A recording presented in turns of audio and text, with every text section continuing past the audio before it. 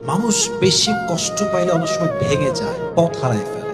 বেশি কষ্ট পেলে, মন ভেঙে গেলে কখনোই নেশা করবেন না, অতিরিক্ত গান শুনবেন না, গানের দিকে একদম যাবেন না। কোনো বন্ধুর সঙ্গে যে বেনামাজি, বেঈমান, বদকার, গুনাহগার, তার সঙ্গে মিশবেন না। যখনই মন ভেঙে যাবে, সঙ্গে সঙ্গে রবের নিকটবর্তী হয়ে যান, দোয়া করেন। আল্লাহ তাআলা বলছেন, সবচেয়ে ওই বান্দার দোয়া আমার কাছে খুব বেশি আগে কবুল হয়ে যায় যার মনটা ভেঙে চুরে চূর্ণ বিচূর্ণ হয়ে যায়। যার মন ভাঙা, তার দোয়া কবুল করতে আল্লাহ এক মুহূর্ত দেরি করেন।